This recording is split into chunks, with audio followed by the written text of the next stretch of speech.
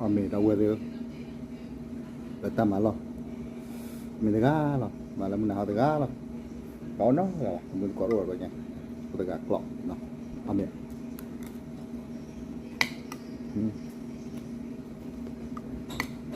Có còn mình rồi.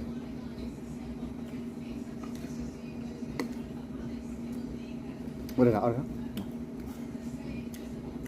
Mà ta phải là pháp đó. Ame tega lo. Cún mà. Ame udah, ame udah.